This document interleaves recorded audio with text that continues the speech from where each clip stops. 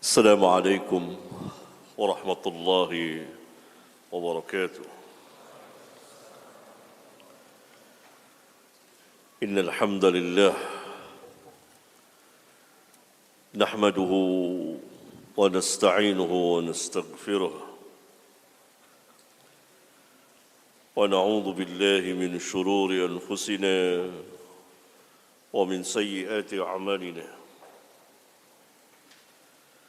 من يهده الله فلا مضل له ومن يضلل فلا هادي له، وأشهد أن لا إله إلا الله وحده لا شريك له، وأشهد أن محمدًا عبده ورسوله. أما بعد، saudara-saudara, ikhwan dan akhwat yang saya muliakan, kajian kita ini merupakan lanjutan dari kajian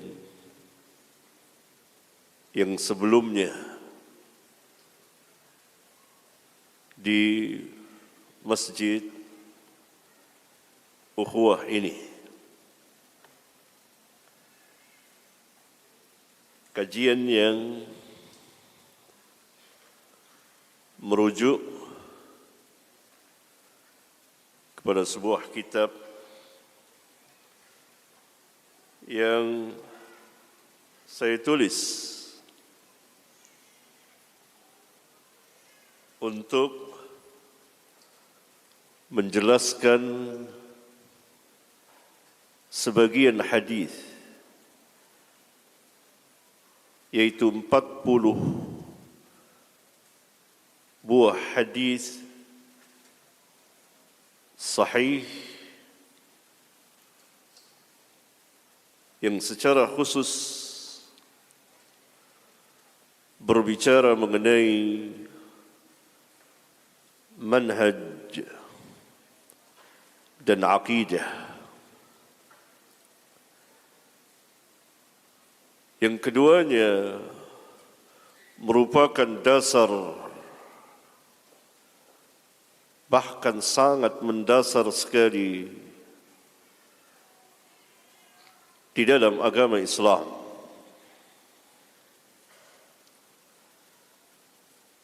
Yang kalau kita tidak berada di atas manhaj yang hak, yaitu manhajul Rasul, manhajul sahabah, manhajnya al-muhajirin wal-ansar dan orang-orang yang mengikutinya dari tabi'in dan seterusnya, maka kita akan berada di dalam kesesatan yang nyata.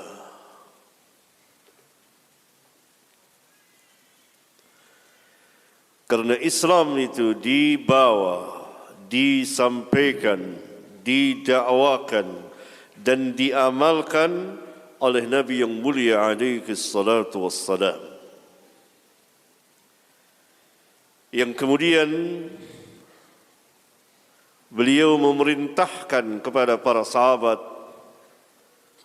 untuk menyambung lisan beliau setelah beliau wafat. Beliau mengatakan dalam pertemuan yang sangat besar sekali yang dikenal dalam sejarah Islam, Hajjatul Wada'. Beliau menyampaikan kepada seluruh para sahabat yang hadir, liyuballighi syahidu minkumul ghaib. dalam hadis sahih ini dikeluarkan oleh Bukhari dan Muslim. Hendaklah orang yang hadir di antara kamu menyampaikan kepada yang tidak hadir, menunjukkan bahwa para sahabat adalah orang-orang kepercayaan Rasulullah sallallahu alaihi wasallam untuk menyampaikan risalah beliau, bertabligh. Karena para sahabat adalah utul ilm, orang-orang yang sebagaimana difirmankan oleh Allah tabaraka wa ta'ala dalam kitab yang mulia, orang-orang yang telah diberi ilmu.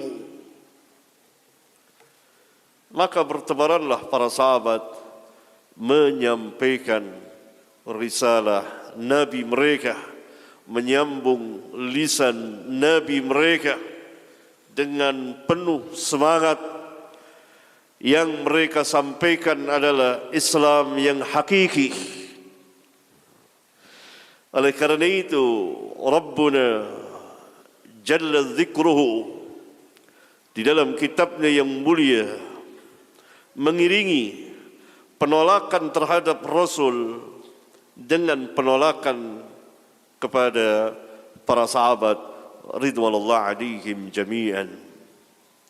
Wa man yushaqiqir rasul min ba'di ma tabayyana lahu al-huda wa yattabi' ghayra sabilil mu'minin nuwallihi ma tawalla wa nuslihi jahannam wa sa'at masira.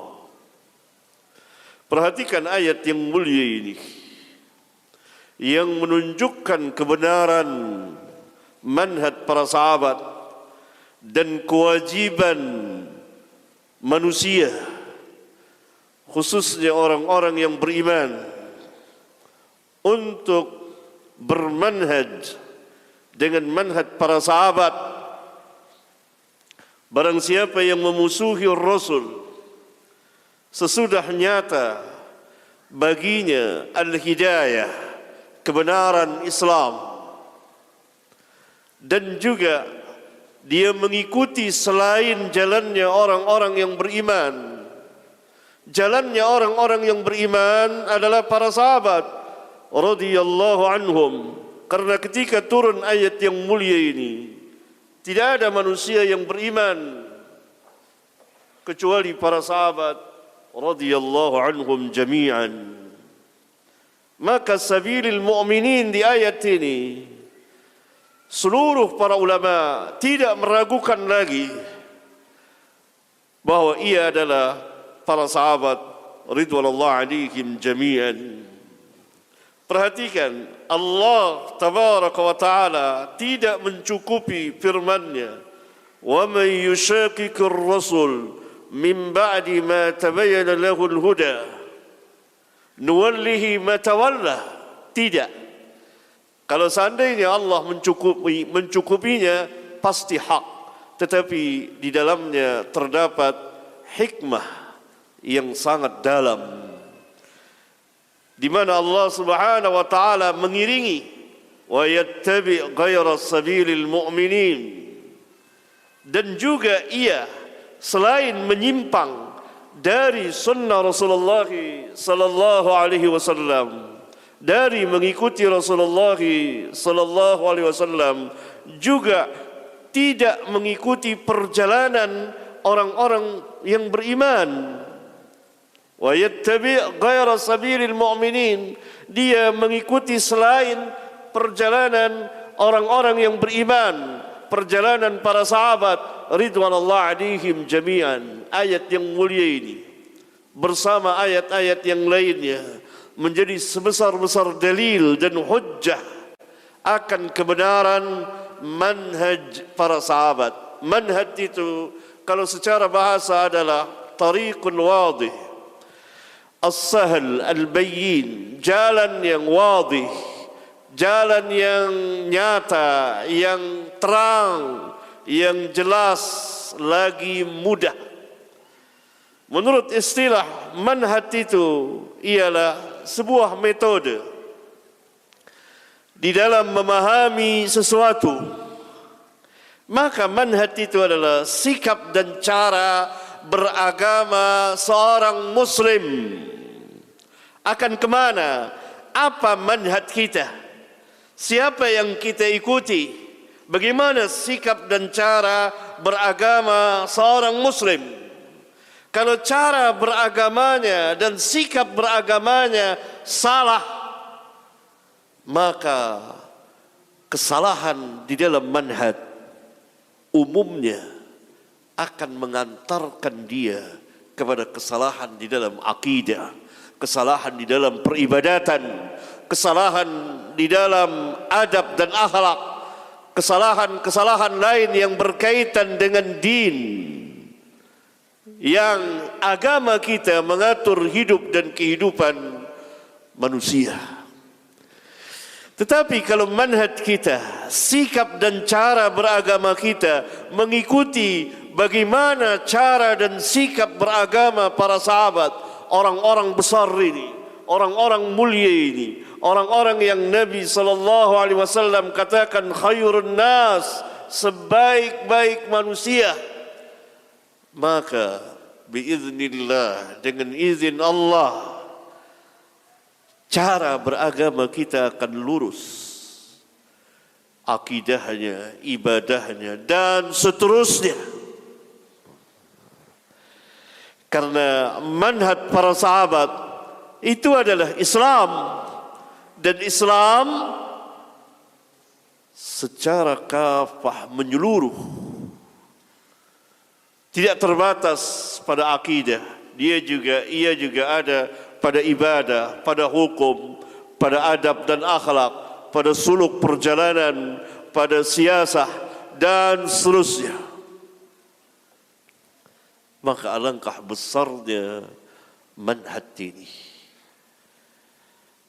Oleh karena itu, ayat yang tadi saya bacakan adalah sebesar-besar ayat yang menjelaskan kebenaran manhaj para sahabat dan sekaligus kewajiban mengikuti manhaj para sahabat ridwanullah alaihim jami'an. Sebab Nabi SAW memerintahkan para sahabat, liyuballighi syahidu minkumul ghaib. Maka Islam itu datang dan sampai kepada kita melalui jalur para sahabat ridwanullah alaihim jami'an. Apa yang Nabi SAW sampaikan dihafal, didengar oleh para sahabat, dihafal, dipahami, diamalkan, kemudian mereka mendakwakannya. Nabi SAW pernah bersabda kepada mereka, tasma'una, sekarang kamu mendengar, yakni mendengar dari aku apa yang aku sampaikan dari risalah Rabbul Alamin. Kamu mendengar, kemudian kamu menghafalnya, memahaminya, dan mengamalkannya. Kemudian kamu nanti akan menyampaikannya. Dan apa yang kamu sampaikan itu, kata Nabi, wa yusma'u mimman sami'a minkum, wa yusma'u minkum, wa yusma'u minkum. Apa yang kamu sampaikan nanti akan didengar oleh siapa? Tabi'in. Setelah Nabi SAW wafat, maka para sahabat menyampaikan risalah Rasulullah SAW yang menyampaikan kepada mereka risalah Rabbul Alamin. Maka apa-apa yang disampaikan oleh para sahabat itu didengar, wa yusma'u minkum, kemudian akan didengar dari kamu. Siapa yang mendengar dari sahabat? adalah tabi'in. Tabi'in pun mendengar, menghafal, memahami, mengamalkan, dan kemudian mereka menyampaikan. Wa yusma'u mimman sami'a minkum. Wa fi riwayatin wa yusma'u mimman yasma'u minkum. Dan akan didengar pula orang yang mendengar dari kamu. Orang yang mendengar dari kamu akan menyampaikan kepada orang yang di bawahnya, dan apa yang mereka sampaikan itu akan didengar dan dihafal dan diamalkan, kemudian didakwakan.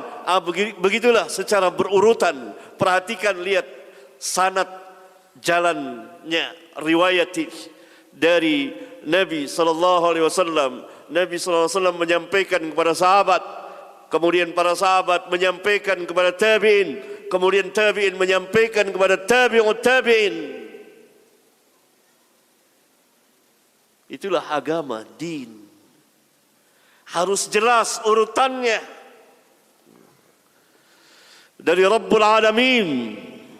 Rabbul Alamin menyampaikan kepada hambanya dan Rasulnya yang mulia alaihi salatu wassalam, dengan perantara malaikat Jibril alaihi salam. Dan risalah Rabbul Alamin itu Rasulullah sallallahu alaihi wasallam dakwakan kepada manusia dan orang-orang yang hidup bersama beliau, bertemu dengan beliau, kemudian beriman kepada beliau dan mati dalam keadaan Islam. Itulah sahabat. Sahabat adalah pertama orang yang bertemu. Kalau tidak bertemu, walaupun sezaman, bukan sahabat. Yang kedua, beriman. Kalau bertemu dan tidak beriman, bukan sahabat. Yang ketiga, mati dalam keadaan Islam. Itulah sahabat. Dan mereka semuanya, kata Nabi sallallahu alaihi wasallam, tasma'una, kamu mendengar. Yani kamu mendengar dariku apa yang aku sampaikan dari risalah Rabbul Alamin. Didengar oleh para sahabat. Bahkan bukan hanya mendengar, mereka pun mencatat, menulis. Kata Abdullah bin Amr bin As, saya menulis segala sesuatu yang saya dengar dari Rasulullah sallallahu alaihi wasallam. Tujuannya adalah agar beliau dapat menghafal, agar beliau dapat menghafalnya. Ini ada di hadis nomor 26, halaman 69.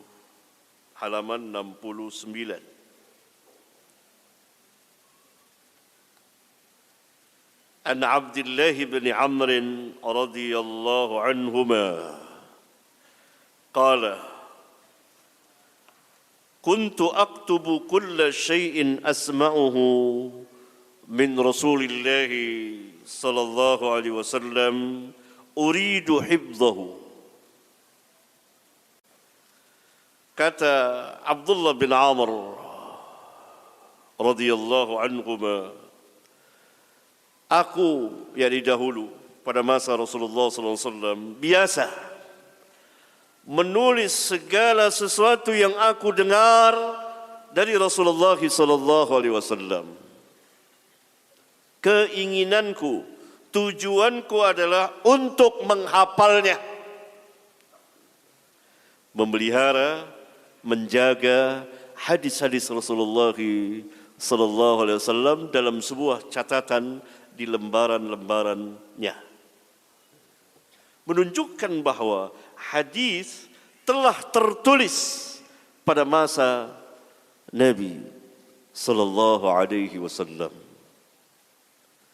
Fanahatni Quraisyun wa qalu, ataktubu kulla syai'in tasma'uhu wa Rasulullah sallallahu alaihi wasallam basharun yatakallamuna fil ghadab war ridha. Sebagian orang-orang Quraisy kemudian melarang Abdullah bin Amr untuk menulis apa yang ia dengar dari Rasulullah sallallahu alaihi wasallam. Mereka mengatakan, "Patutkah engkau menulis segala sesuatu yang engkau dengar?" Padahal Rasulullah sallallahu alaihi wasallam seorang manusia yang dapat berbicara dalam keadaan marah dan senang. Fa amsaktu anil kitab. Maka kata Abdullah bin Amr, saya pun berhenti menulis. Fa dzakartu dzalika li Rasulillah sallallahu alaihi wasallam. Kemudian keterangan kejadian itu aku terangkan, aku sampaikan kepada Rasulullah sallallahu alaihi wasallam bahwa ada sebagian orang melarang saya menulis segala sesuatu yang saya dengar dari engkau dengan alasan bahwa engkau seorang manusia yang dapat berbicara dalam keadaan marah dan senang. Maka Rasulullah sallallahu alaihi wasallam fa'auma'a bi usbu'ihi ila fihi. Beliau berisyarat dengan jari telunjuknya ke mulutnya. Faqala, seraya bersabda, "Uktub, tulis." Tulis, uktub, kata Nabi sallallahu alaihi wasallam. Fa walladhi nafsi biyadihi, demi Allah yang jiwaku berada di tangannya, ma yakhruju minhu illa haq, tidak keluar dari sini melainkan kebenaran. Maka kemudian Abdullah bin Amr menulis lagi segala yang ia dengar dari Rasulullah sallallahu alaihi wasallam, sehingga dia mempunyai catatan lembaran-lembaran hadis-hadis Rasulullah sallallahu alaihi wasallam yang sekarang termaktub di kitab-kitab hadis, dan yang terbanyak adalah ada di Musnad al-Imam Ahmad rahimahumullahu taala, menunjukkan bahwa penulisan hadis terjadi pada zaman Nabi yang mulia alaihi salatu wassalam atas perintah beliau, uktub, dan atas takrir beliau, persetujuan beliau. Dalam hadis yang lain, Abdullah bin Amr mengatakan, kunna naktubu haula Rasulillah sallallahu alaihi wasallam. Kami menulis, kunna naktubu inda Rasulillah sallallahu alaihi wasallam. Kami menulis dengan bentuk jamak, kami menulis di sisi Rasulullah sallallahu alaihi wasallam. Yakni sebagian sahabat yang bisa membaca dan menulis, mereka menulis hadis-hadis Rasulullah sallallahu alaihi wasallam. Pada Fathu Makkah pada tahun ke-8 Hijriyah, Rasulullah sallallahu alaihi wasallam berkhutbah menyampaikan beberapa perkara pada kemenangan kota Mekah pada tahun ke-8 Hijriyah. Maka salah seorang yang bernama Abu Syah meminta kepada beliau agar ditulis khutbah itu untuk dia.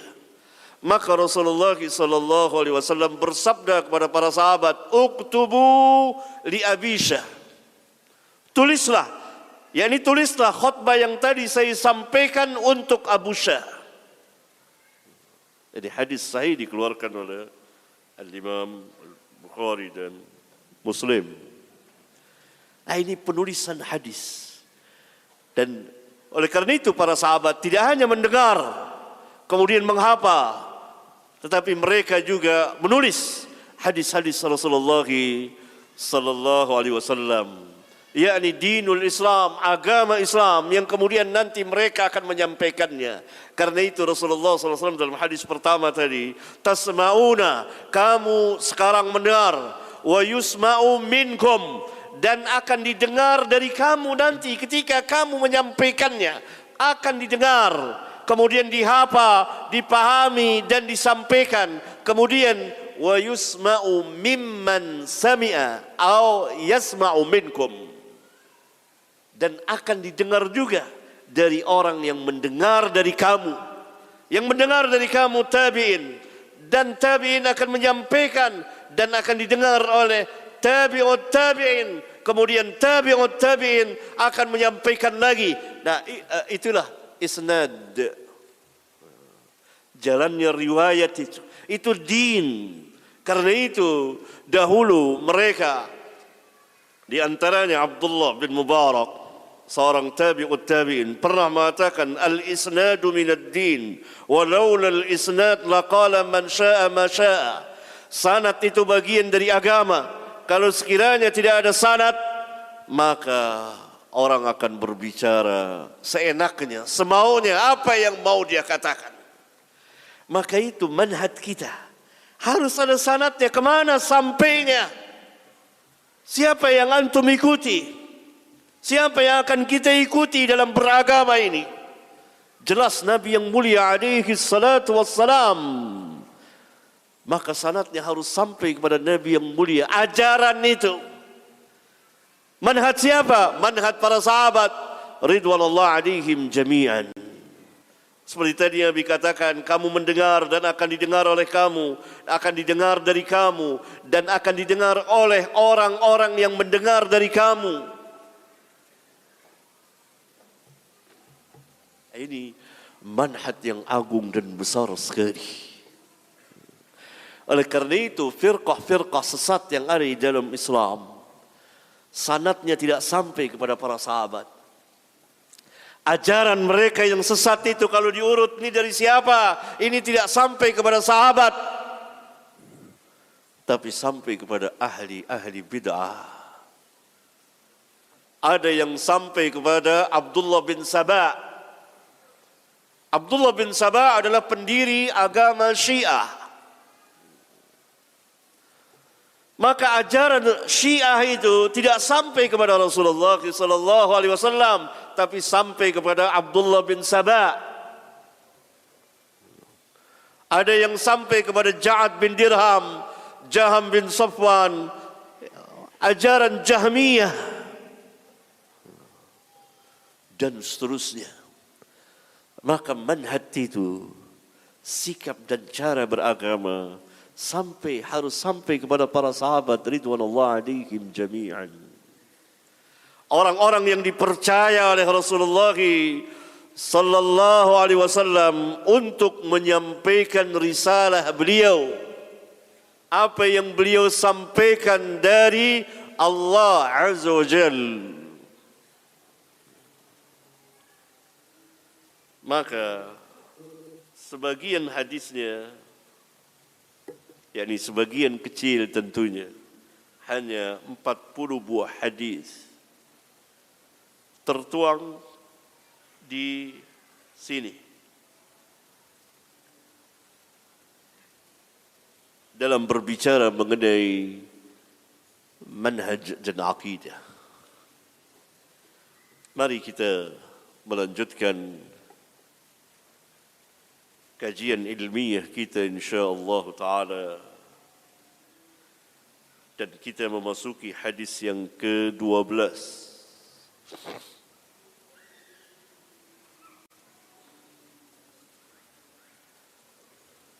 Dengan judul iman mempunyai 70 cabang lebih. Dan ini keimanan yang ada di dalam Islam. Bahwa iman bercabang. Iman terbagi-bagi. Karena iman itu adalah qaulun wa amalun, perkataan dan perbuatan. Kaum salaf biasa meringkas dengan ucapan mereka tentang ta'rif, pengertian iman adalah qaulun wa amalun.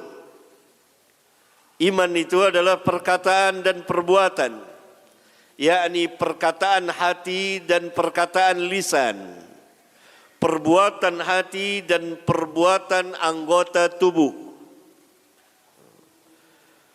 Ada kalanya mereka mengatakan iman itu diyakini di hati, diucapkan dengan lisan, dikerjakan dengan perbuatan.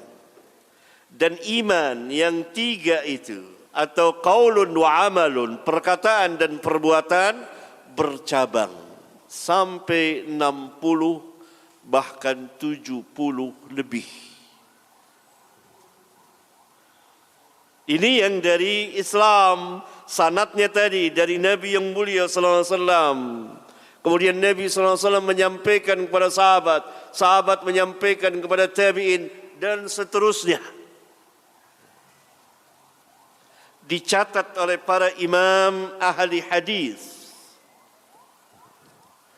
Adapun ahli bid'ah mengatakan bahwa iman tidak bercabang. Iman merupakan satu kesatuan. Dia tidak terbagi-bagi. Sanadnya tidak sampai kepada Nabi yang mulia alaihi salatu wassalam, tapi sampai kepada para ahli bid'ah. Karena jelas menyelisihi hadis ini. Mari kita baca hadisnya. An Abi Hurairah radhiyallahu anhu qala qala Rasulullah sallallahu alaihi wasallam, dari Abu Hurairah radhiyallahu taala anhu, dia berkata, Rasulullah sallallahu alaihi wasallam pernah bersabda, al-imanu bid'un wa sab'una atau bid'un wa sittuna syu'bah. Syu'batan. Iman itu ada 70 atau 60 cabang lebih. Kalimat 70 dan 60 atau keraguan dari sebagian rawi hadis. Walhasil antara 60 dan 70. Fa'afdaluha, maka yang tertinggi, yang paling utama, qaulu la ilaha illallah.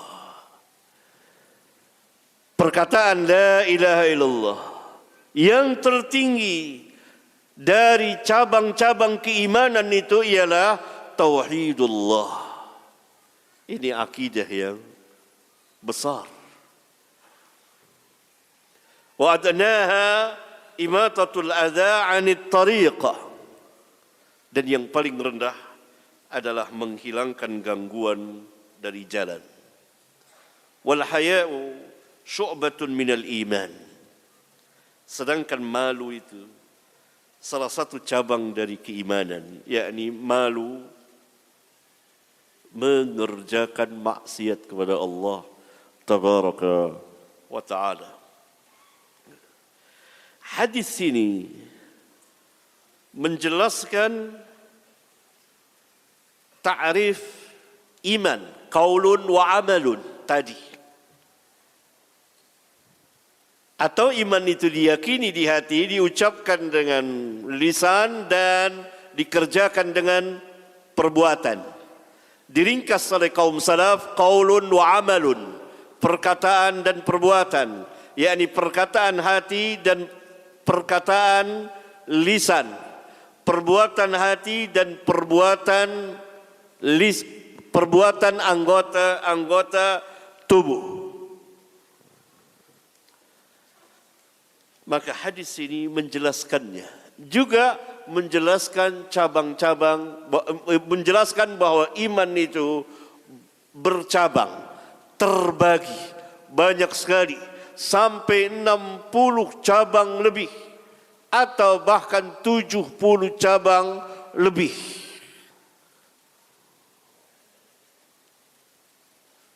Ini yang ada di dalam Islam dan dari Rasulullah sallallahu alaihi wasallam.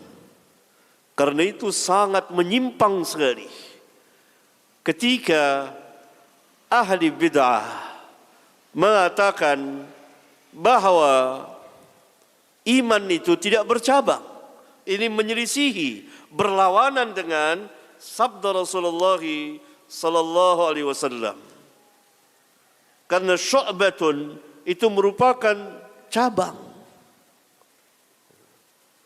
Menunjukkan bahwa keimanan itu banyak sekali. Ada keimanan yang sangat tinggi dan menjadi asas, yaitu tauhidullah. Kalau hilang iman ini dari kita, maka kita tidak berada di dalam Islam. Ada keimanan yang wajib, yang kalau tidak dikerjakan, tidak hilang keimanan kita, tetapi kita masuk ke dalam dosa yang sangat besar. Dosa besar. Dan mengurangi keimanan kita. Karena iman itu bertambah dan berkurang. Bertambah dengan mentaati Ar-Rahman. Dengan mengerjakan amal taat, amal saleh. Berkurang dengan mentaati syaitan. Dengan mengerjakan maksiat kepada Rabbul Alamin. Itulah iman. Firqah-firqah sesat mengatakan bahwa keimanan itu tidak bercabang. Ia merupakan satu kesatuan. Ada yang mengatakan kalau tidak dikerjakan sebagian keimanan, maka dia keluar dari Islam. Ada lagi yang mengatakan bahwa keimanan itu merupakan satu kesatuan. Kalau seseorang mengerjakan maksiat, maka tidak mengurangi keimanannya. Berarti keimanan seseorang itu sama rata semuanya. Keimanan kita dengan keimanan malaikat Jibril sama. Ini ajaran yang sesat. Kedua-duanya berada di dalam kesesatan. Para sahabat ridwanullah alaihim jami'an yang menyampaikan risalah Rasulullah sallallahu alaihi wasallam menjelaskan bahwa iman itu bercabang. Iman itu qaulun wa amalun. Diyakini di hati, diucapkan di lisan dan dikerjakan dengan perbuatan. Mereka mengatakan bahwa iman bertambah dengan mentaati Allah dan berkurang karena mentaati syaitan. Iman yazid wa yanqus, bertambah dan berkurang. Bertambah dengan amal saleh, berkurang dengan maksiat. Dan maksiat itu membahayakan keimanan. Tapi tidak semua maksiat akan membatalkan keimanan, menggugurkan keimanan seorang muslim sehingga dia kafir keluar dari Islam. Tidak, sebagaimana firqah sesat yang lain. Maka sadaqallah ketika Allah berfirman tadi, وَمَنْ يُشَاكِكُ الرُّسُلُ مِنْ بَعْدِ مَا تَبَيَّنَ لَهُ الْهُدَى وَيَتَّبِعْ غَيْرَ سَبِيلِ الْمُؤْمِنِينَ نُوَلِّهِ مَا تَوَلَّى وَنُصْلِهِ جَهَنَّمَ وَسَاءَتْ مَصِيرًا. Perhatikan, nuwallihi ma tawalla. Barang siapa yang tidak mengikuti sabilil mu'minin, maka kami akan sesatkan dia. Maka dia terus berjalan di dalam kesesatannya hingga Rabbul Alamin merahmatinya dan memberikan hidayah kepadanya, dan diancam masuk ke dalam Jahannam, dan Jahannam itu seburuk-buruk tempat kembali, tempat tinggal. Wasa'at masira. Nuwallihi ma tawalla. Adapun sabilil mu'minin mengatakan bahwa iman qaulun wa amalun. Iman terdiri dari perkataan dan perbuatan. Sabilul mu'minin mengatakan bahwa iman bercabang, banyak sekali. Ada yang tinggi, ada yang rendah.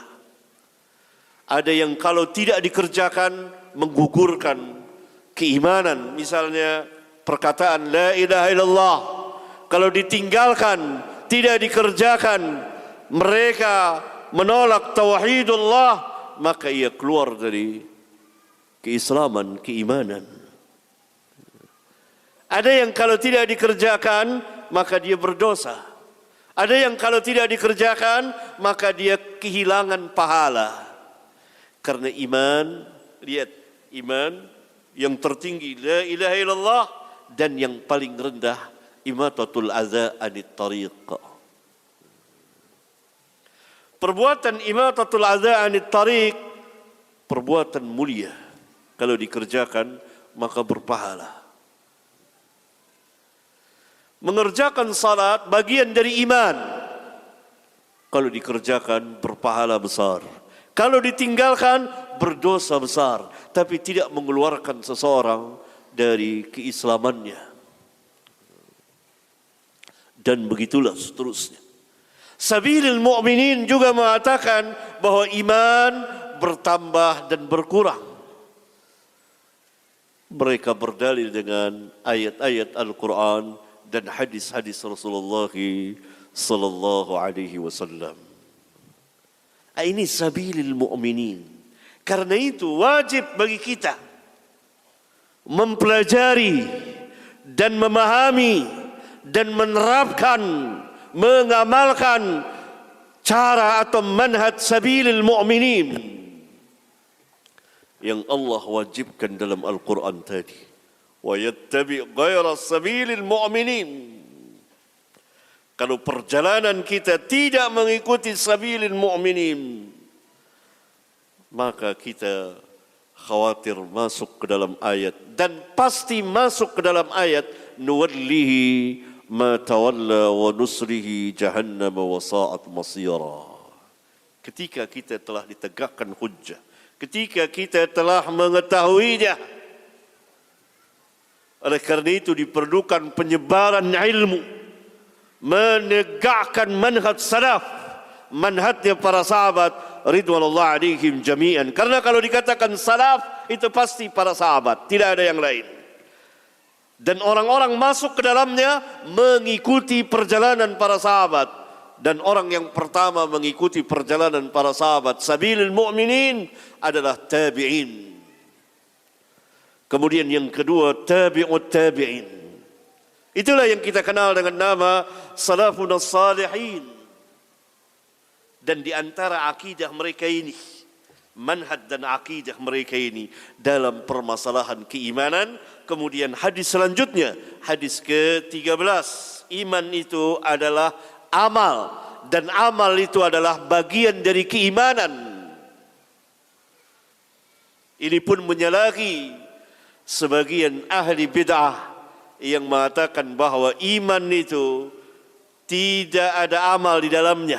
Amal itu tidak masuk dalam bagian keimanan. Ini menyalahi hadis, yakni Rasulullah SAW, menentang Rasulullah SAW, menolak apa yang Rasulullah SAW sampaikan, dan masuk dalam ayat wa may yushaqiqir rasul min ba'di ma tabayyana lahul huda, dan juga wa yattabi' ghaira sabilil mu'minin. Hadis juga hadis sebelumnya dikeluarkan oleh Bukhari dan Muslim, dan hadis yang akan kita baca juga dikeluarkan oleh Bukhari dan Muslim.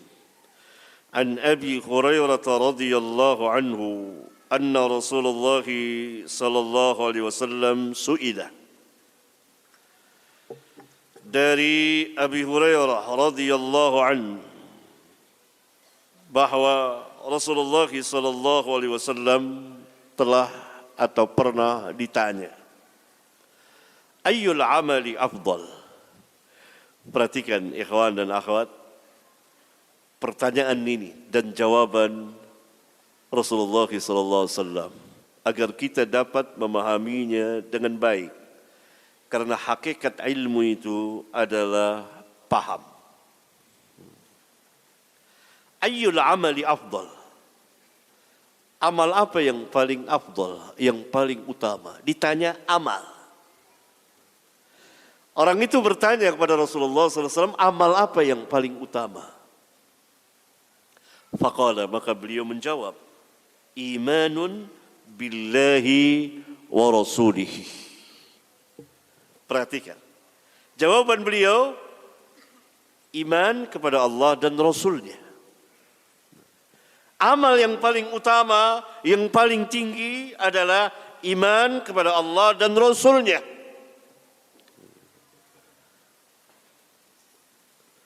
yakni amal afdal adalah iman kepada Allah dan Rasulnya.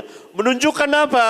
Menunjukkan bahwa iman masuk ke dalam amal. Yakni iman itu adalah amal. Dan amal itu masuk ke dalam bagian keimanan. Beliau ditanya, ayyul amali afdal? Ayyul amali afdal? Amal apa yang paling utama? Beliau menjawab, imanun billahi wa rasulihi. Iman kepada Allah dan Rasulnya. Kila. Beliau ditanya lagi, thumma madha? Thumma madha? Kemudian apa lagi? Setelah iman kepada Allah dan Rasulnya. Qala, beliau menjawab, al-jihadu fi sabilillah. Jihad dalam arti berperang di jalan Allah. Kila, beliau ditanya lagi, thumma madha? Kemudian setelah itu apa lagi? Qala hajjun mabrurun, hajjun mabrurun, hajjun mabrurun, haji mabrur. yakni haji yang ditegakkan lillah karena Allah, haji yang di dalamnya penuh dengan kebaikan, jauh dari maksiat, haji yang ditegakkan mengikuti manasik Rasulullah sallallahu alaihi wasallam. Ini dalil atau salah satu dalil yang menjelaskan bahwa iman itu adalah amal, perbuatan. Dan amal atau perbuatan itu masuk dalam bagian keimanan. Maka sebagian manusia yang ajarannya, yang mengatasnamakan Islam tidak sampai kepada sabilil mu'minin, mengatakan bahwa amal itu tidak masuk dalam bagian keimanan.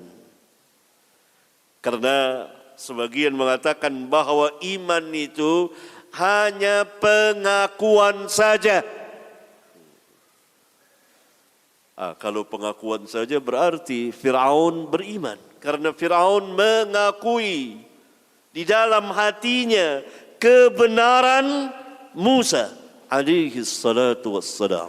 Tetapi Fir'aun terlalu sombong untuk mengakui kebenaran Musa dengan lisan dan perbuatannya. Tapi hatinya Allah yang Maha Tahu. Dia mengakui Musa, apa yang dibawa Musa benar adanya. Maka kalau ta'rif, pengertian keimanan itu hanya terbatas dalam pengakuan saja di hati, tidak ada sangkut paut dengan lisan dan perbuatan, berarti Fir'aun masuk ke dalam orang-orang yang beriman. Dan ini adalah sangat batil. Ada lagi yang mengatakan bahwa keimanan itu cukup dengan lisan saja. Kalau hatinya sama dengan apa yang ia ucapkan, dia mukmin. Kalau tidak sama, munafik. Maka ini adalah keimanan bentuk dari orang-orang munafikun yang menyatakan dengan lisannya beriman tapi batinnya kufur. Maka sabilil mu'minin mengatakan tadi, al-iman qaulun wa amalun. Iman itu perkataan dan perbuatan. Iman itu adalah perbuatan dan perbuatan itu masuk dalam bagian keimanan. Di antara dalilnya hadis yang sangat agung dan besar ini. Ketika Rasulullah SAW ditanya, ayyul amali afdal? Beliau menjawab, amal yang paling utama ialah imanun billahi wa rasulihi. Qila thumma madha? Kemudian apa lagi? Al-jihadu fi sabilillah. Qila summa madza? Kemudian apa lagi? Hajjun mabrur. Itu di antara al-amalu al-afdal, amal yang paling utama dan paling tinggi. Nah, ketika keimanan itu terdiri dari perkataan dan perbuatan, tadi telah saya jelaskan berulang kali. Ketika keimanan bercabang dan begitu banyak cabangnya, sampai 60 cabang lebih. Ketika keimanan bertambah dan berkurang, bertambah dengan mentaati Ar-Rahman, berkurang dengan mentaati syaitan, maka tentu orang-orang yang beriman akan berlebih kurang di dalam keimanannya. Tidak sama. Orang-orang yang beriman, kata sabilil mu'minin, yang diikuti oleh tabi'in, tabi'ut tabi'in, dan kemudian para imam ahli hadis. Di antaranya Al-Imam Al-Bukhari dibagi di kitab sahihnya, di bagian Kitabul Iman, memberikan judul bab Tafadulu Ahlul Iman. Berlebih kurangnya Ahlul Iman di dalam keimanan itu. Orang-orang yang beriman berlebih kurang, ada yang sangat tinggi keimanannya, ada yang di bawahnya, ada yang di bawahnya, ada yang di bawahnya, ada yang paling kecil, dan ada lagi yang paling kecil dari yang paling kecil. Ini sabilil mu'minin, tapi mereka tidak keluar dari keimanan, dan mereka di dalamnya berlebih kurang dalam keimanan itu. Karena itu Nabi mereka alaihi salatu wassalam pernah bersabda, ini hadis yang ke-14. Ahli tauhid, ahlul iman tidak akan kekal di neraka sekiranya mereka masuk ke dalam neraka. Maka mereka akan dikeluarkan dari neraka rombongan demi rombongan dan seterusnya. Sampai tidak tersisa lagi seorang pun juga di antara mereka di dalam neraka. Ini keutamaan iman. Perbandingan antara iman dengan kekufuran. Kekufuran, orang-orang kafir juga berlebih kurang dalam kekufuran.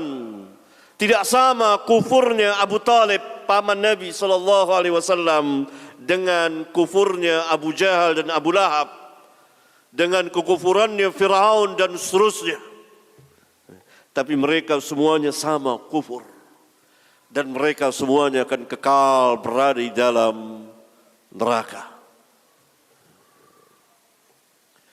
Ahlul iman, ahlul tauhid berlebih kurang dalam keimanan.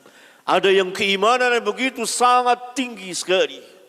Keimanan Abu Bakr as-Siddiq, as-Siddiqul Akbar, tidak sama dengan keimanan kita. Dan begitulah seterusnya. Ada orang-orang yang sangat kecil sekali keimanannya, karena mereka banyak mentaati syaitan. Tetapi mereka masih memiliki keimanan walau seberat zarrah. Mari kita baca hadisnya. Ini perjalanan sabilil mu'minin, berbeda dengan perjalanan ahli bid'ah yang di luar dari sabilil mu'minin. An Anas radhiyallahu anhu عن النبي صلى الله عليه وسلم قال, dari Anas radhiyallahu anhu dari Nabi sallallahu alaihi wasallam, beliau bersabda, yakhruju minan nar man qala la ilaha illallah wa fi qalbihi waznu sya'iratin min khairin. akan keluar dari neraka.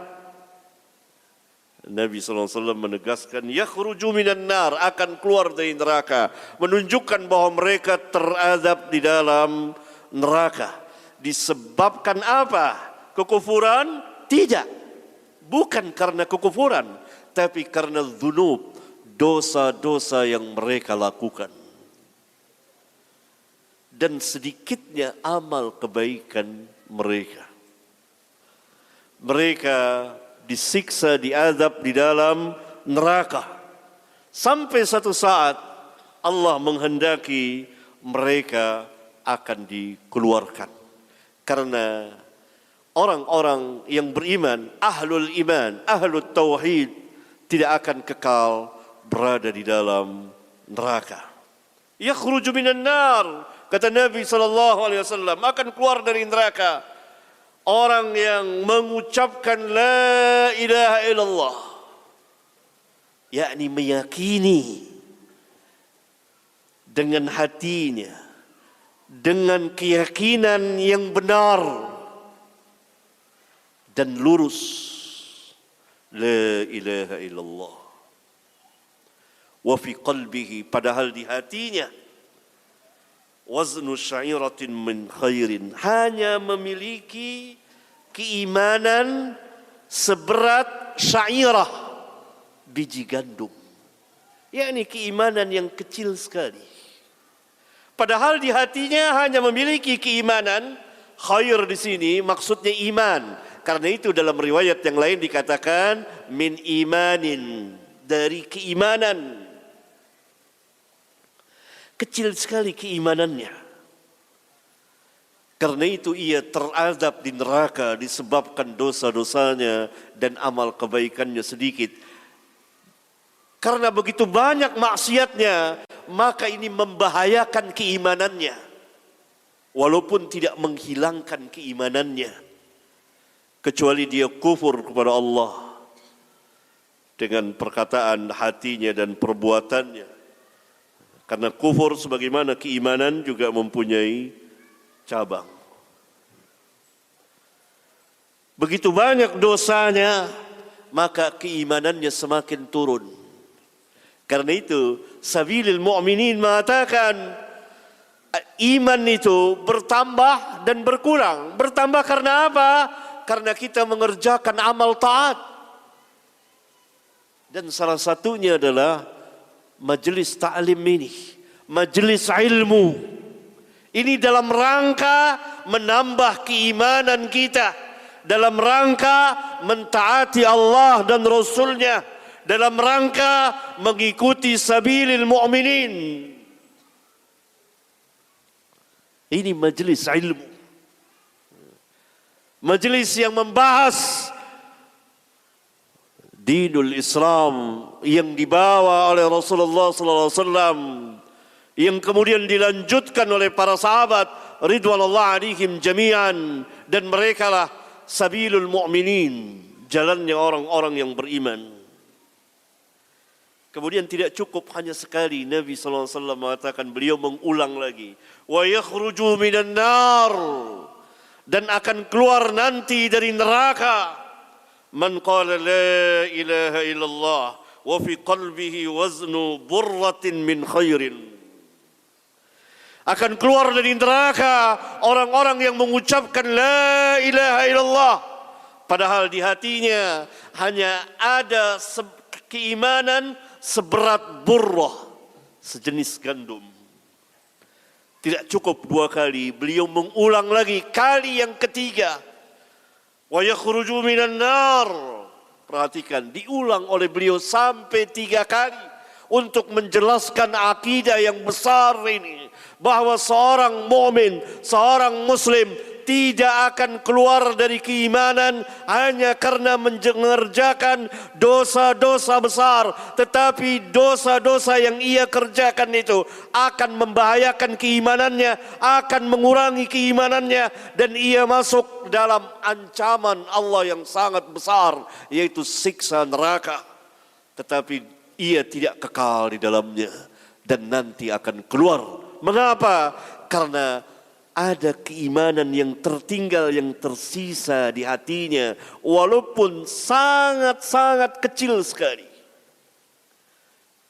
Yang ketiga kali beliau mengatakan wa yakhruju minan nar, dan akan keluar dari neraka, man qala la ilaha illallah wa fi qalbihi waznu dzarratin min khairin. Akan keluar dari neraka orang-orang yang mengucapkan la ilaha illallah, padahal di hatinya hanya ada keimanan seberat zarrah. Zarrah adalah semut kecil atau benda yang paling kecil. Sangat kecil sekali keimanannya, tapi iman tetaplah iman. Ia mulia, ia besar, ia tinggi, dinisbahkan dengan kekufuran. Iman tetaplah iman, walaupun tidak sama dengan orang-orang yang tinggi keimanannya, yang lebih darinya, tidak akan sama. Rabbuna adil. Karena itu kita menghukumi manusia harus insaf, harus adil, harus mengikuti syariat, tidak maunya kita dengan kejahilan dan hawa nafsu sebagaimana Khawarij, Mu'tazilah yang menghukumi orang-orang yang mengerjakan dosa-dosa besar kekal di neraka, kafir kata Khawarij, kata Mu'tazilah, tidak mukmin, tidak kafir. Maka Mu'tazilah berada di dalam kejahilan yang dalam sekali, menunjukkan bahwa mereka menghukumi manusia pertama dengan kejahilan, kedua dengan hawa, ketiga dengan kezaliman, karena tidak berjalan mengikuti sabilil mu'minin. Kita tidak boleh menghukumi orang dengan jahil pertama, dengan mengikuti maunya kita, kedua dengan kezaliman. Tidak boleh.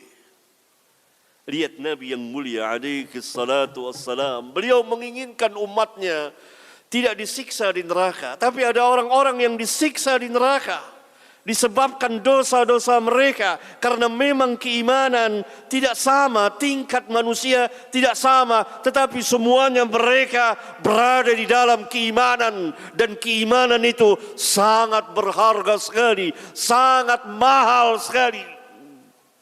Oleh karena itu ikhwan, khususnya kita yang berada pada zaman sekarang ini, begitu banyak ajaran kekufuran yang akan menggugurkan keimanan seorang mukmin dan mukminah, muslim dan muslimah.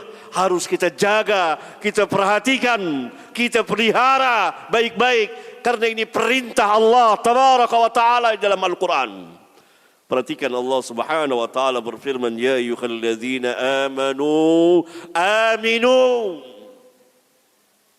Hai orang-orang yang beriman, berimanlah kamu. Mengapa orang-orang yang beriman diperintahkan untuk beriman? Apa maknanya? Pertama, pertahankan keimanan itu. Yang kedua, tetap berada di dalam keimanan. Yang ketiga, perbarui dan tingkatkan keimanan itu. Orang-orang yang beriman diperintah untuk beriman. Sama juga orang-orang yang telah mendapat hidayah, kaum muslimin secara keseluruhan, apabila mereka masuk ke dalam agama Islam, maka mereka telah mendapat hidayah. Tetapi Rabbuna Azza wa Jal memerintahkan kita setiap hari, sekurang-kurangnya 17 kali dalam sehari semalam, untuk memohon hidayah siratal mustaqim. Ihdinas siratal mustaqim, siratal ladzina an'amta alaihim. Mengapa orang-orang yang telah mendapat hidayah diperintah untuk memohon hidayah kembali? Hidayah ada dua, hidayah mujmal dan hidayah mufassal. Hidayah mujmal secara garis besar, orang-orang yang telah masuk Islam, yang beriman kepada Allah dan Rasulnya dan hari akhir dan seterusnya, secara global, secara garis besar, secara mujmal, ia telah masuk di dalam keimanan.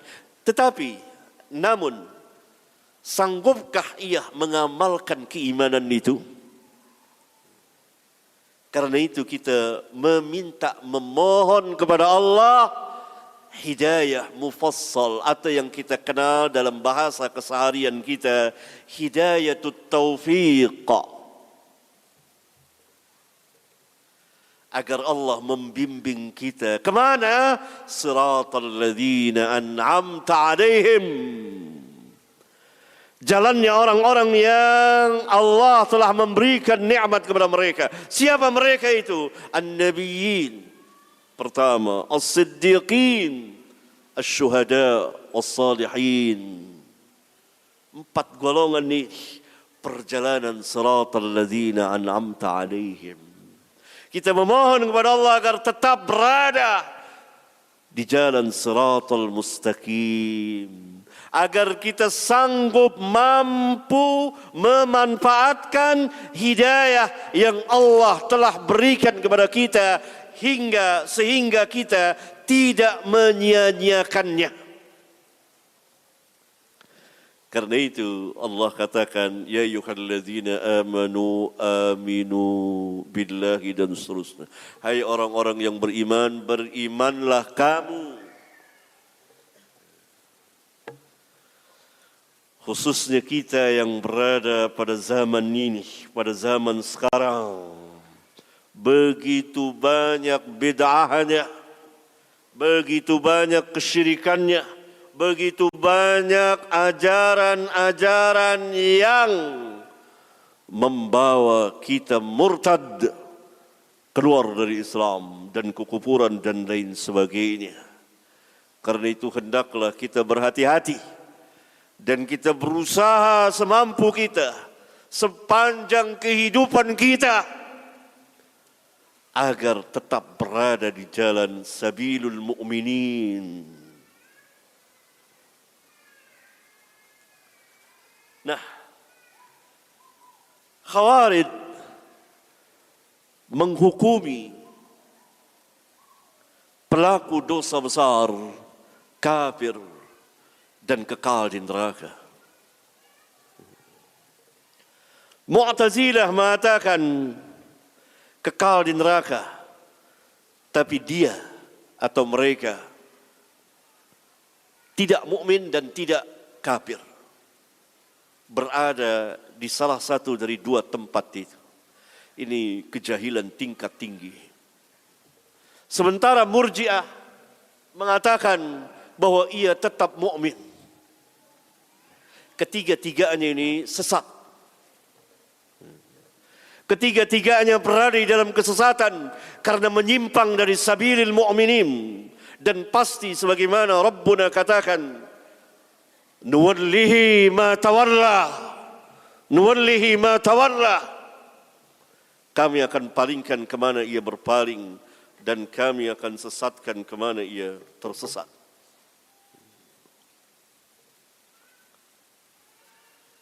Untuk Mu'tazilah dan Khawarij, hadis yang tadi, yakhruju minan nar, yakhruju minan nar, wa yakhruju minan nar. Bahkan hadis selanjutnya yang sangat tidak disukai oleh ahli bid'ah, yang memang manhaj mereka, cara beragama mereka tegak dengan kejahilan dan kezaliman. Hadis ke-15. Para pelaku dosa besar tidak keluar dari Islam selama mereka memiliki keimanan. Dibawakan lagi an Anas bin Malik radhiyallahu anhu anin Nabi sallallahu alaihi wasallam qala syafa'ati li ahli al-kaba'ir min ummati. Hadis ini sahih, dikeluarkan oleh Al-Imam Abu Daud dan lain-lain. Dari Anas bin Malik radhiyallahu anhu dari Nabi sallallahu alaihi wasallam, beliau bersabda, syafaatku ialah untuk orang-orang yang melakukan dosa-dosa besar dari umatku. Pelaku dosa besar saja dapat syafaat Nabi, menunjukkan bahawa mereka pelaku dosa besar tidak keluar dari Islam. Tapi mereka orang-orang yang zalim, orang-orang yang fasik dan terancam disiksa di dalam Jahannam. Ke beberapa buah hadis yang kita baca dari hadis ke-12 sampai 15 menjelaskan manhaj sabilil mu'minin dan akidah mereka. Kita akan lanjutkan setelah kita istirahat. Ikhwan dan akhwat yang saya muliakan, setelah kita membahas sekilas mengenai sebagian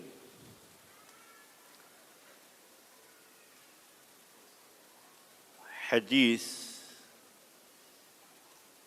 yang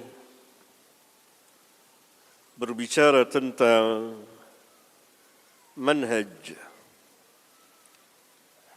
dan akidah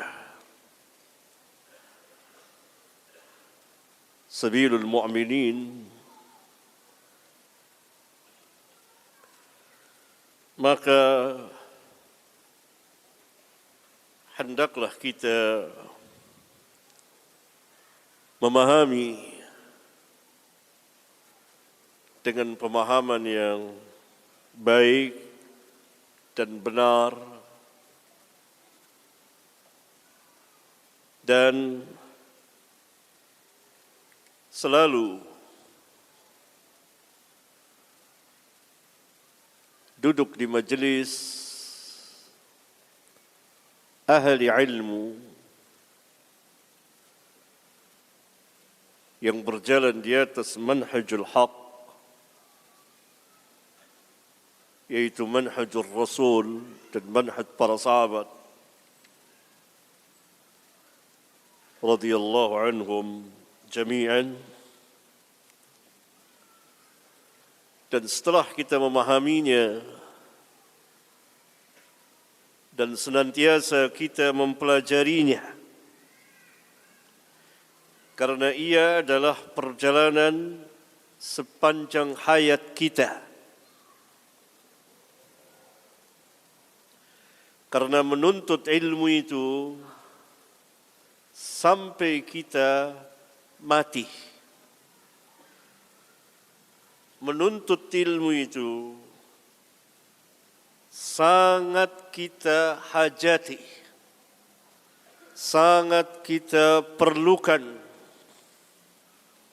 lebih dari makan dan minum kita. Makan dan minum dalam sehari bisa dihitung dengan jari. Tetapi menuntut ilmu sebanyak bilangan nafas-nafas kita. Itulah kebesaran ilmu di dalam Islam.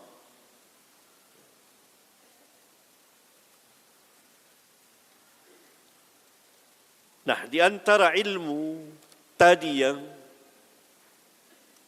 saya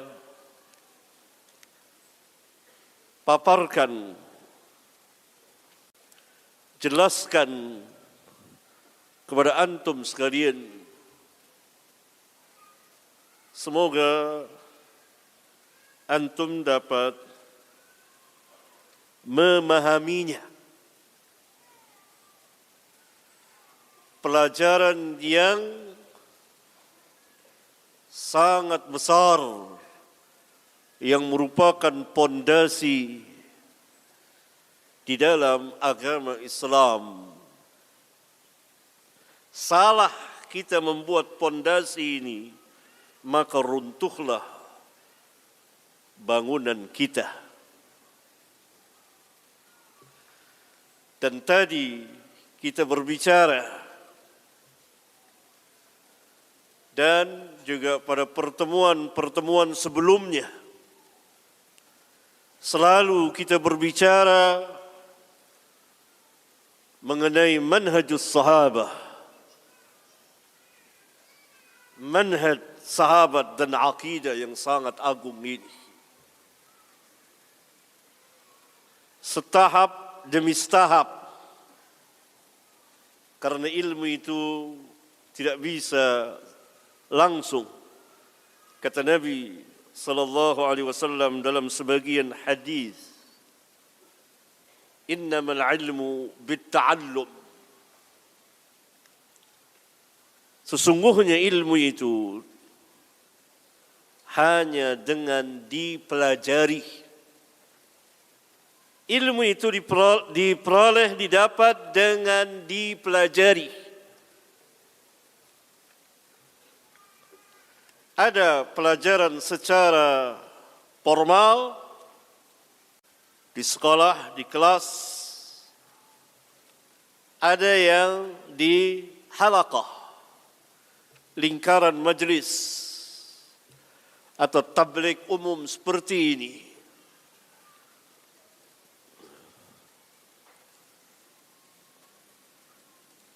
Karena pelajaran kita ini, dirasah ilmiah kita ini sangat penting sekali, membutuhkan perhatian yang serius dan bukan main-main, dipahami dan diterapkan masuk ke dalam manhaj yang hak ini.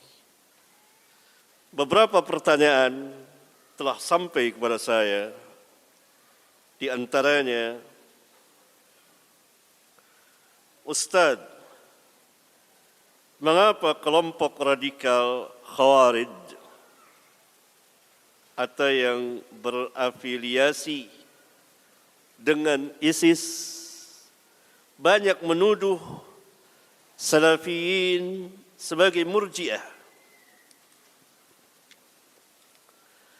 Jawabannya tadi yang saya ulang-ulang,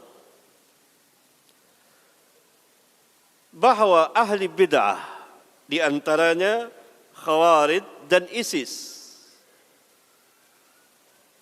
tegak berdiri pertama dengan kejahilan. Maka dengan sebab kejahilan dia menuduh saudaranya murji'ah.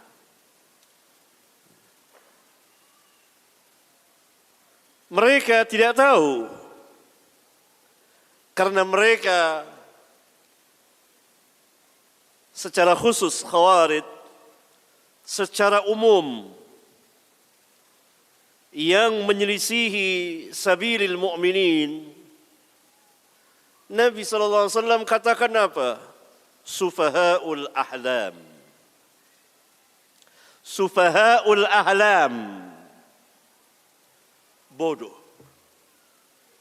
Tapi kalau kita bahas tentang kata sufaha, terambil dari safih, bentuk jamak dari safih, bodoh. Orang yang bodoh, pertama, lemah akalnya. Kedua, tidak mengetahui mana yang maslahat dan mana yang mudarat. Ketiga, safih yang bentuk jamaknya sufaha, dan Nabi SAW katakan kepada Khawarij, sufahaul ahlam, bodoh, jahil, tidak tahu. Berarti kata-katanya, tuduhannya serampangan dan sembarangan. Lemah akalnya. Yang ketiga, tidak tahu mana yang maslahat dan mudarat. Yang mudarat dikatakan maslahat, yang maslahat dikatakan mudarat. Karena itu mereka mengatakan salafiyin. Salafiyin adalah salafi nisbah kepada manhaj yang hak. Seperti seseorang dikatakan sunni, nisbah kepada ahlus sunnah. Dan ini tidak terlarang, bukan bid'ah. Ini adalah lafaz syar'iyyah. Tetapi tidak dianggap ringan. Dia harus as-sidqu, benar adanya, bahwa dia menisbahkan diri kepada manhaj yang agung, kepada orang-orang besar, kepada orang-orang mulia, kepada orang-orang yang disebut di alam langit sana, di alam yang tinggi sana. Harus benar, as-sidqu, benar tidak dia? Salafi. Karena itu Khawarij, ISIS di antara anak cucunya, mengatakan bahwa orang yang berada di manhaj salaf murjiah. Ini menunjukkan bahwa dia tidak tahu mana yang baik dan mana yang buruk, mana dosa, mana pahala, mana kebaikan, mana kejahatan, mana maslahat, mana mudarat. Karena memang Nabi SAW telah mengatakan 15 abad yang lalu, sufahaul ahlam. Tidak aneh. Karena memang jahil. Dan ahli bid'ah selalu tegak dengan kejahilan dan ketidakadilan, kezaliman. Dia telah melakukan az-zulmu, kezaliman kepada saudaranya, menuduh saudaranya yang berada di atas manhaj yang hak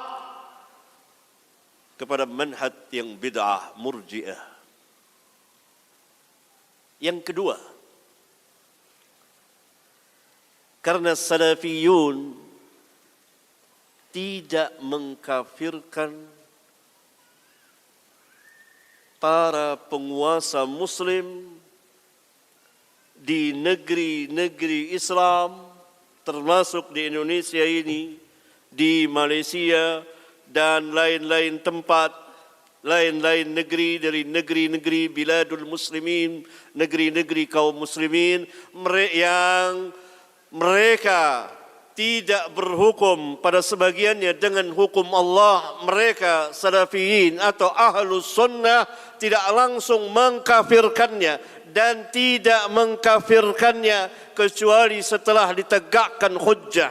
Berbeda dengan Khawarij, berbeda dengan ISIS. Mereka mengkafirkan pemimpin-pemimpin kaum muslimin di negeri-negeri kaum muslimin hanya karena mereka tidak berhukum dengan hukum Allah dan tanpa perincian tafsil sebagaimana yang dirinci oleh kaum salaf. Mengapa mereka tidak berhukum dengan hukum Allah?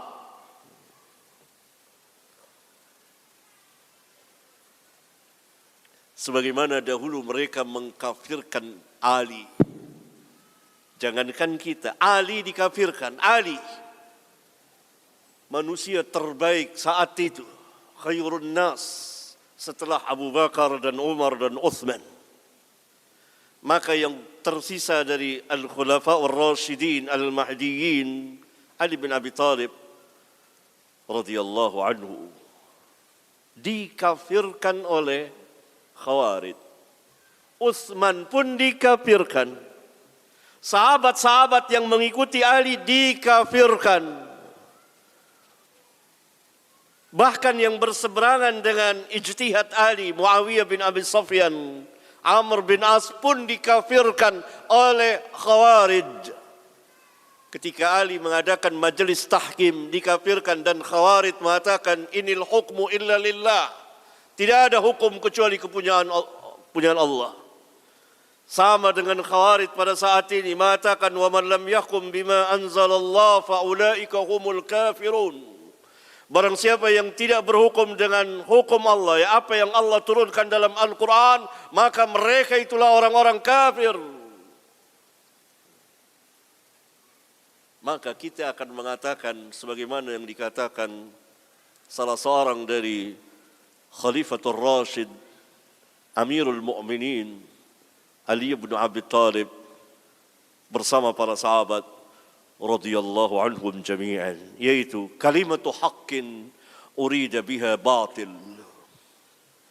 Yang engkau ucapkan itu adalah kalimat yang hak. Al-Quran. Inil hukmu illa lillah. Tidak ada hukum kecuali kepunyaan Allah. Wa man lam yahkum bima anzalallah fa ulaika humul kafirun. Haqqun. Ayat Al-Quran dan hadis haqqun. Tetapi yang engkau maui batil.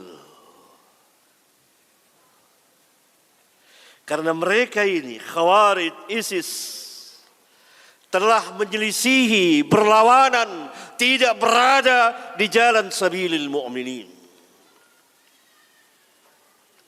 Nah, begitu, ikhwan, khususnya yang bertanya.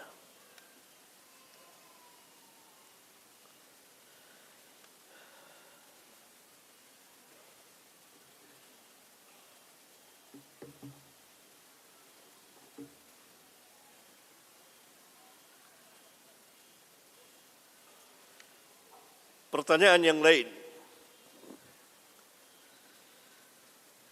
Assalamualaikum. Waalaikumsalam warahmatullahi wabarakatuh. Ustaz, apakah orang yang meninggalkan salat akan kekal dalam neraka meski mengucapkan la ilaha illallah, yakni meyakini la ilaha illallah? Orang yang meninggalkan salat tidak kafir.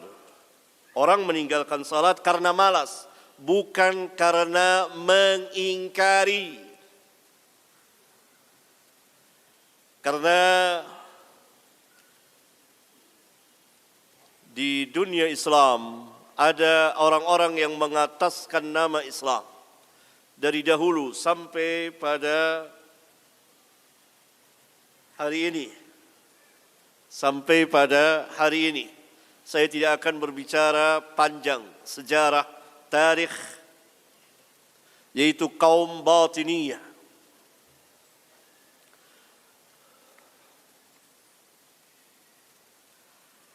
Mereka tujuannya adalah membatalkan syariat dengan dua jalan cara. Pertama, membatalkan taklif,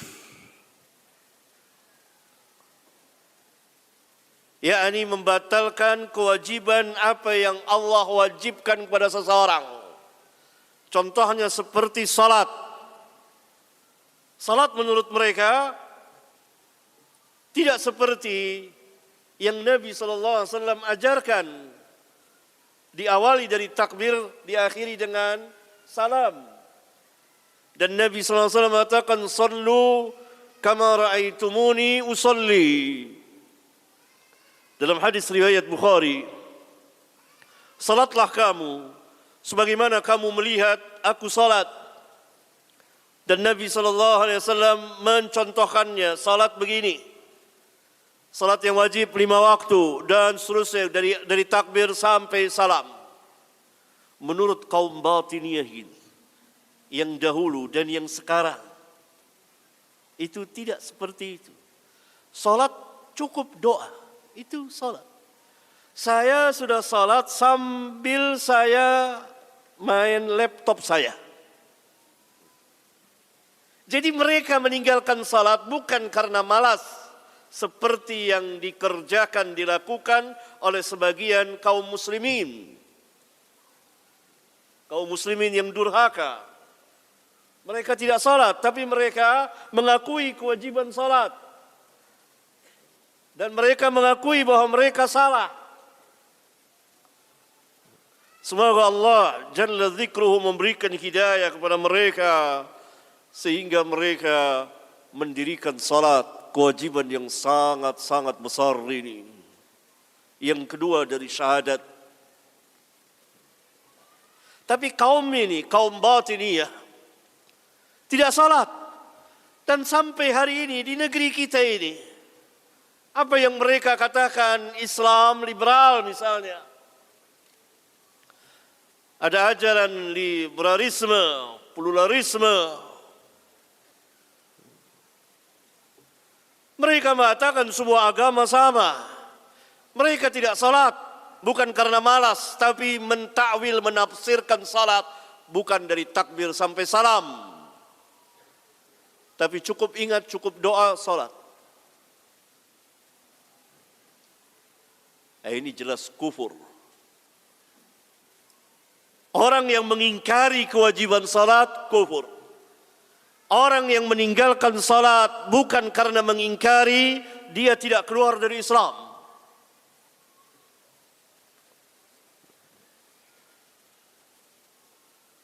Kalau antum tanya, bukankah ada hadis Rasulullah SAW yang dikeluarkan oleh Imam Muslim,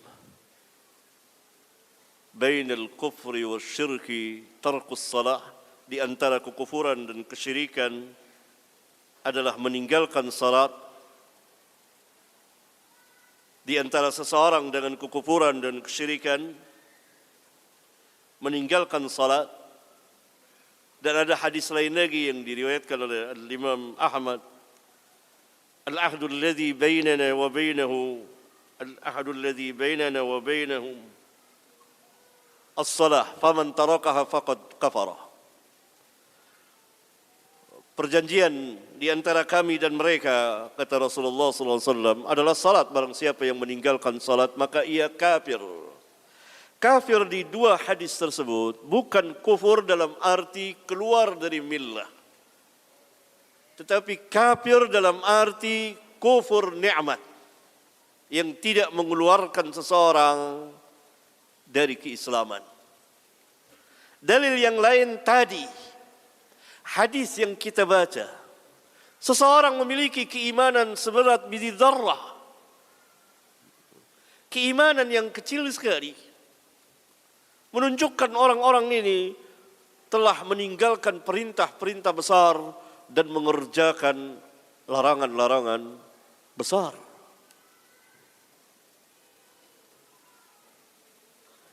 Maka orang yang meninggalkan salat di antara kaum muslimin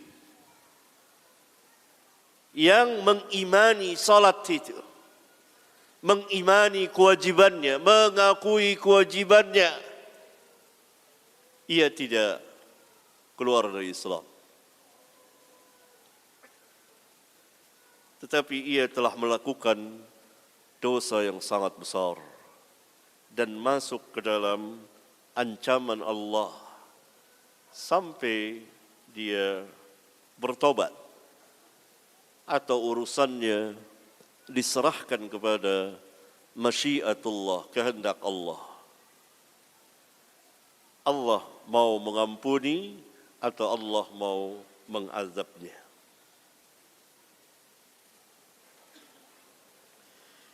Pertanyaan selanjutnya, Assalamualaikum warahmatullahi wabarakatuh. Waalaikumsalam warahmatullahi wabarakatuh. Disebutkannya cabang iman menjadi 70 atau 60 cabang. Adakah hadis lain yang menjelaskan apa saja cabang tersebut? Kalau secara rinci sebuah hadis menjelaskan cabang pertama, cabang kedua, tidak ada setahu saya. Tetapi kalau hadis-hadis itu bertebaran, begitu banyak hadis-hadis yang menjelaskan cabang-cabang keimanan, yang menjelaskan bahwa perbuatan tersebut masuk dalam keimanan. Banyak sekali. Coba antum, khususnya penanya, pulang nanti, kalau ada Sahih Bukhari di rumah antum, kalau antum paham bahasa Arab, atau kalau tidak terjemahannya, antum buka bagian Kitabul Iman. Di situ Al-Imam Al-Bukhari rahimahullahu taala menjelaskan hadis-hadis yang masuk, sebagian hadis yang masuk ke dalam cabang keimanan. Setelah di awal Kitabul Iman, beliau membawakan hadis tadi. Iman itu tadi lafaz Muslim. Al-imanu bid'un wa sittuna syu'batan. Iman itu mempunyai 60 cabang lebih. Itu lafaz Bukhari. Setelah itu beliau memerinci. Ini perbuatan masuk cabang keimanan, ini perbuatan masuk cabang keimanan, itu perbuatan masuk cabang keimanan. Sangat menarik dan penuh dengan ilmu, bahkan seluruhnya ilmu, karena ia adalah sabda-sabda Nabi yang mulia alaihi salatu wassalam. Sambil beliau membantah firqah-firqah sesat yang menyelisihi sabilil mu'minin dalam bab iman. Silakan.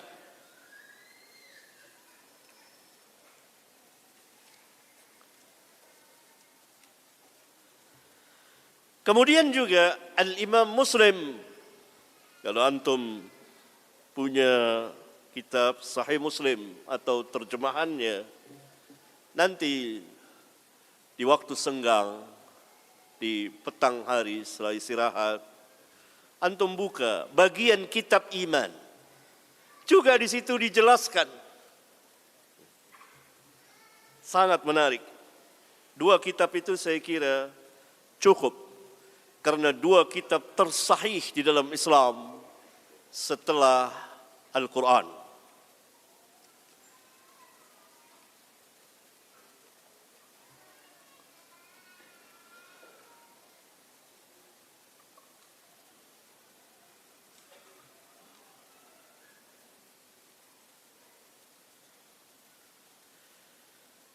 Pertanyaan selanjutnya, apakah orang yang percaya kepada jimat, dukun, ramalan itu bisa kufur, keluar dari Islam?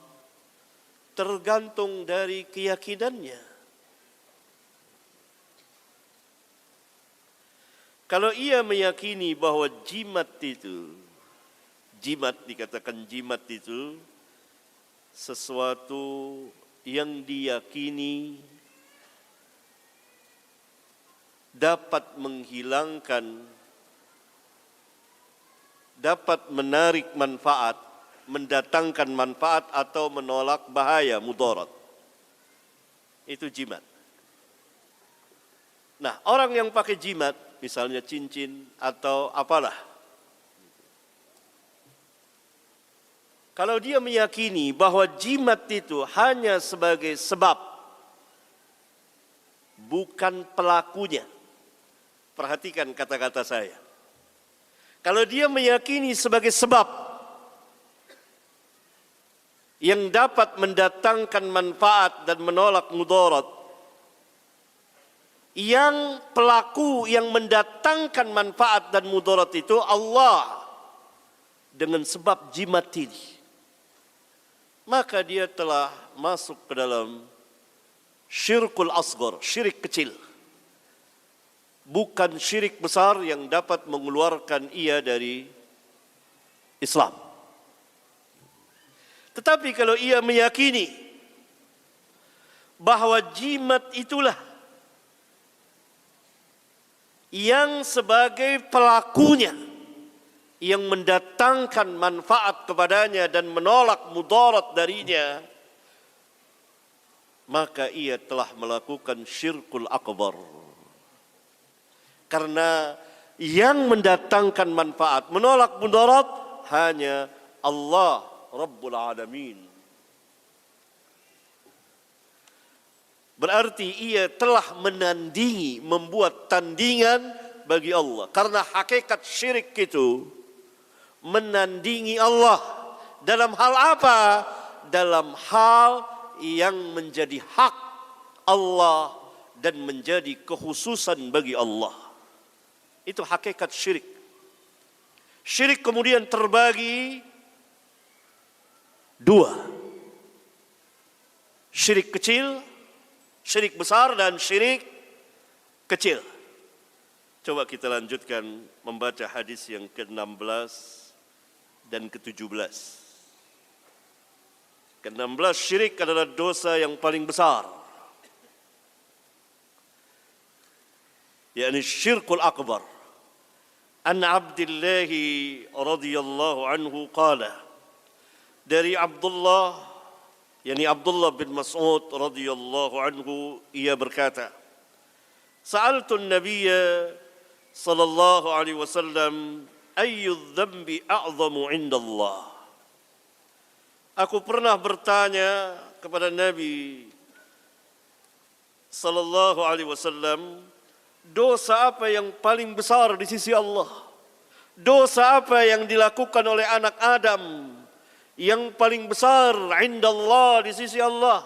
Qala, beliau menjawab, an taj'ala lillahi niddan wa huwa khalaqaka, yaitu engkau menjadikan bagi Allah tandingan. Perhatikan, tandingan. Sehingga kalau ia yang memakai jimat, orang yang memakai jimat itu meyakini bahwa jimat itulah pelaku, bukan sebagai sebab, tapi pelaku langsung yang dapat mendatangkan manfaat kepadanya dan menolak mudarat darinya, maka ia telah membuat tandingan secara langsung kepada Allah. Kenapa? Karena yang memberikan manfaat dan menolak mudarat hanya Allah saja.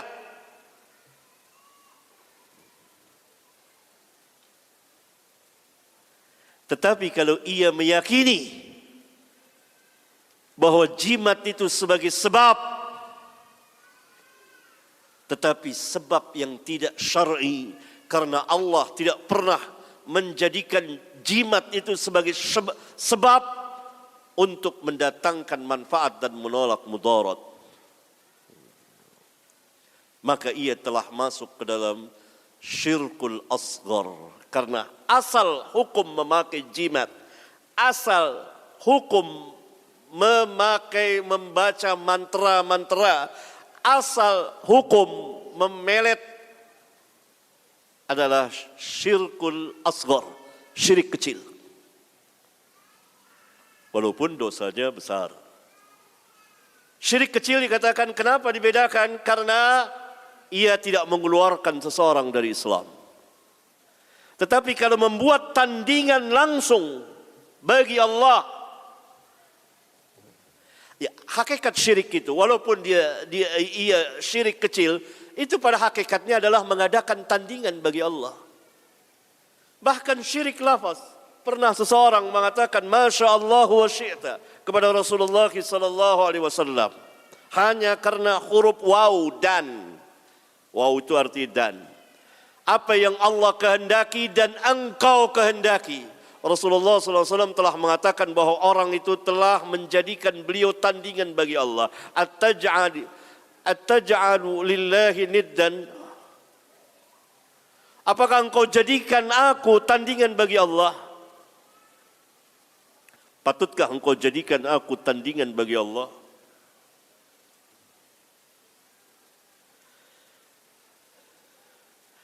Qultu, kata Ibnu Mas'ud, inna dzalika la'azimun.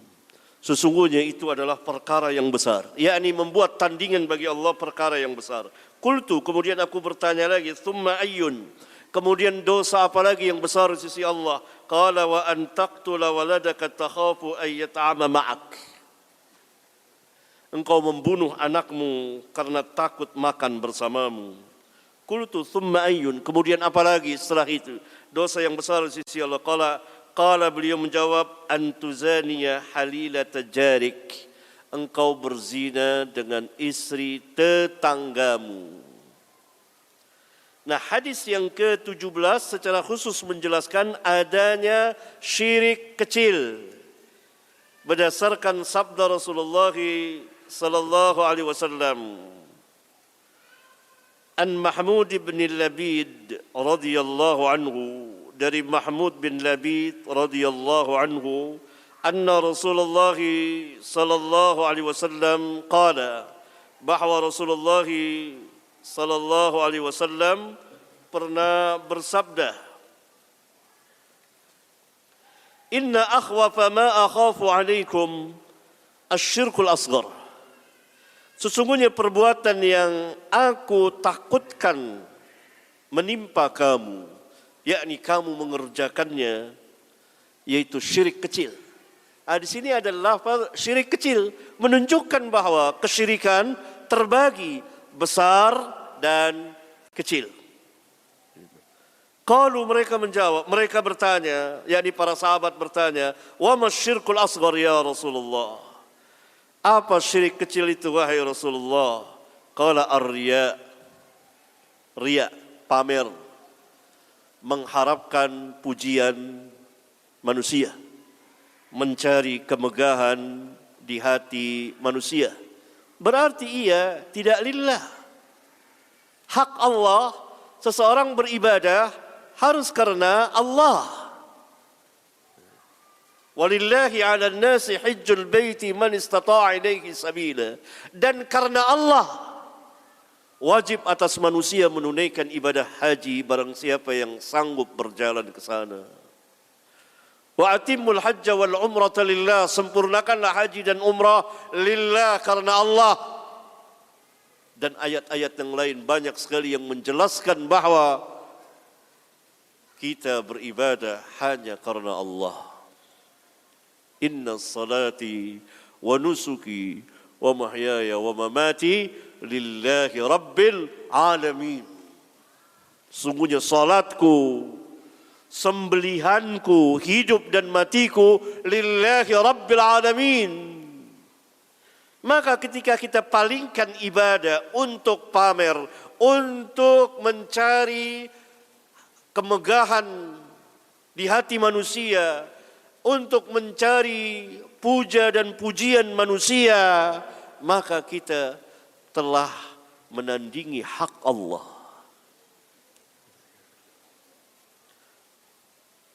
Maka Allah pada hari kiamat akan berfirman, yaqulullahu azza wa jalla lahum yaumal qiyamah idza juziyan nasu bi'amalihim idza jazan nasu bi'amalihim. Sebetulnya yang lebih tepat jimnya fathah. Allah azza wa jalla berfirman kepada mereka, orang-orang yang riya itu, yang pamer itu, yang mencari pujian manusia dalam beribadah kepada Allah. Allah berfirman kepada mereka pada hari kiamat ketika Allah membalas manusia dengan sebab amal-amal mereka. Idhabu ila alladhina kuntum tura'una fid dunya. Pergilah kamu kepada orang-orang yang kamu riakkan di dunia, yang kamu mencari kemegahan di hati mereka, yang kamu mencari pujian mereka, bukan karena aku, bukan mencari pahala dariku. Fanzuru hal tajiduna indahum jazaan. Lihatlah, apakah kamu akan mendapati di sisi mereka pahala? Mampukah mereka memberikan pahala kepada kamu? Alangkah hinanya orang-orang yang riya ini pada hari kiamat nanti.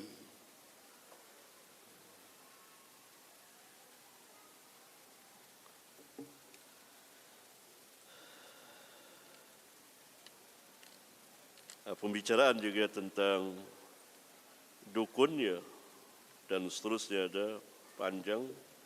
Kita karena zuhur masuk jam 11:30 lewat dikit.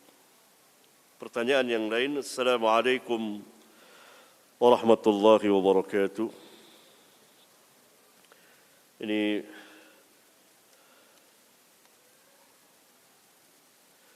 bagaimana cara kami sebagai pemuda, berarti pemuda yang bertanya, yang baru berhijrah. Hakikat hijrah adalah meninggalkan apa yang Allah larang. Sebagaimana sabda Nabi SAW yang dikeluarkan oleh Al-Imam Bukhari. Al-Muslim man salima al-muslimuna min lisanihi wa yadihi. Wal muhajiru man hajara ma nahallahu anhu. Hakikat orang Islam adalah orang-orang Islam yang lainnya selamat dari gangguan lisan dan tangannya. Dan hakikat muhajir, orang yang berhijrah, adalah orang yang meninggalkan larangan Allah.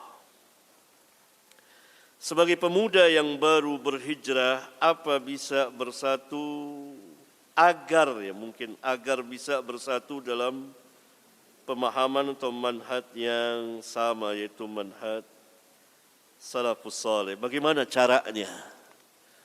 Pemuda kita tahu penuh dengan semangat juang, hati yang membara, penuh dengan kekuatan lahir dan batin. Karena itu al-anbiya wal mursalin, para nabi dan rasul, selalu diiringi oleh para pemuda. Dan para pemuda itu dilihat di mana dia duduk dan kepada siapa dia duduk. Kalau dia duduk di majelis ahli ilmu dan dia duduk bersila di hadapan ahli ilmu, maka mereka akan menjadi saf pertama pembela manhaj yang hak. Kalau dia duduk di majelis ahli bid'ah dan dia bersimpuh di hadapan ahli bid'ah, maka dia akan menjadi saf pertama pembela bid'ah. Nah, antum khususnya yang bertanya, di mana dan kepada siapa antum mau duduk? Karena pemuda itu selalu dilihat di mana dan kepada siapa dia duduk. Kalau dia duduk di majelis ahlus sunnah, di hadapan ahlus sunnah, maka dengan izin Allah dia akan tampil menjadi saf terdepan yang membela, dan semangat sunnahnya demikian besarnya. Kalau dia duduk di majelis ahli bid'ah dan bersimpuh di hadapan ahli bid'ah, maka dia akan menjadi saf pertama yang membela bid'ah itu. Barangkali ini ikhwan yang bisa saya sampaikan, karena telah hampir masuk waktu zuhur, beberapa menit lagi. Semoga yang sedikit ini bermanfaat, khususnya pada diri saya dan keluarga saya dan kaum muslimin sekalian. Subhanakallahumma wa bihamdika asyhadu an la ilaha illa anta astaghfiruka wa atubu ilaik. Assalamualaikum warahmatullahi wabarakatuh.